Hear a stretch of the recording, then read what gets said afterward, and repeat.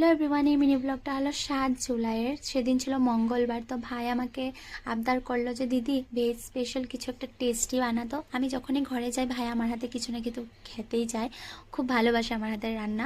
তো আমি ভেবেছিলাম একটু আলুর দম করবো আর দই পনির করবো। আলুর দমের জন্য আলুগুলোকে এরকম বড় বড় কেটে সিদ্ধ হতে দিয়ে দিয়েছি।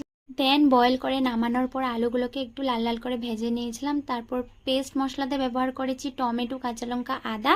তারপর গুঁড়ো মশলার মধ্যে জিরের গুঁড়ো, ধনের গুঁড়ো, হলুদ গুঁড়ো, লঙ্কা গুঁড়ো, স্বাদ মতো নুন। তো তেলটা গরম হওয়ার পর পেস্ট করে রাখা মশলাগুলো দিয়ে গুঁড়ো মশলার জলের মধ্যে গুলে দিয়েছিলাম। তারপর নেড়ে চেড়ে তেলটা ছাড়ার পর ভেজে রাখা আলুটা দিয়ে একটুখানি দইয়ের জলটাও দিয়েছিলাম। তারপর কিছুক্ষণ সাঁতলিয়ে পরিমাণ মতন জল দিয়ে নামানোর আগে একটু কাসুরি মেথি দিয়েছিলাম। গাইস বিশ্বাস করো এত টেস্ট হয়েছিল, সবাই বলছে এটা হোটেলে বানালে খুব চলবে, আমার বাবুও ইভেন বলছিল। তারপর ভাই বললো একটু বাসমতি চাওয়াল বানাতে, সেটাও এইখানে প্রিপারেশন করছি। ওই পনিরের ফটোটা ফেসবুকে আপলোড করার পর একজন দিদি বলেছিল রেসিপিটা শেয়ার করতে। তো আমি তো স্টেপ বাই স্টেপ ভিডিও করিনি, এমনি ভিডিও করেছিলাম, তাও আমি মুখে বলে দিচ্ছি কেমনে বানিয়েছি। তো পনিরটাকে প্রথমে ভালো করে ফ্রাই করে নিয়েছি। পেস্ট মশলাতে ব্যবহার করেছিলাম টমেটো, কাঁচা লঙ্কা, আদা পেস্ট করে নিয়েছিলাম। তারপর একটা বাটির মধ্যে হলুদ গুঁড়ো, লঙ্কা গুঁড়ো, জিরের গুঁড়ো, ধনের গুঁড়ো, স্বাদ মতো নুন দিয়ে গুঁড়ো মশলা ফেটে নিয়েছিলাম। তারপর তেলের মধ্যে একটু দারচিনি দিয়ে পেস্ট করে রাখা জিনিসগুলো দিয়ে মশলাগুলো দিয়ে ভালো করে ফেটে নিয়ে তারপর দেখেছো আমি দই ব্যবহার করেছি। আগে আমি না দই না ফেটে দিয়ে দিতাম, কিরকম ছাড়া ছাড়া হয়ে থাকতো।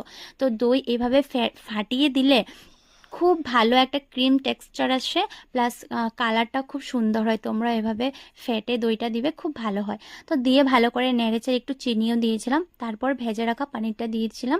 দেন কিছুক্ষণ সাঁতলিয়ে পরিমাণ মতন জল দিয়ে নামানোর আগে গরম মশলা দিয়ে নামিয়ে নিয়েছিলাম। তো এই ছিল আমার দই পনিরের রেসিপি, তোমরাও চাইলে ট্রাই করতে পারো। সত্যি সেদিন রেসিপিগুলো বানানোর পর প্রত্যেকজন থেকে, ইভেন আমার বাবু, মা, আমার বড় ছিল, সবাই খুব ভালো রিভিউ দিয়েছিল। কিন্তু আমি ফিডব্যাকগুলো নিতে পারিনি, যেহেতু আমার কোনো মিনি ব্লগ বানানোর ইন্টেনশনই ছিল না।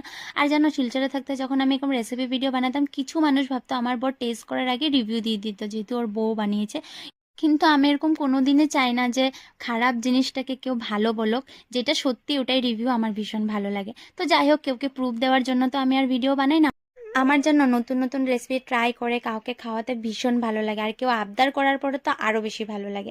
যাই হোক, এদিকে ভাতটা হয়ে গেছে। তো এত বড় সসপ্যানে আমি মার গালতে পারবো না, তো মা আমাকে বলেছে তুই গালবি না, আমি মারটা গেলে দেবো। তো এই ছিল রেসিপি ব্লগটা, ভালো লাগলে তোমরা ট্রাই করো। বাই।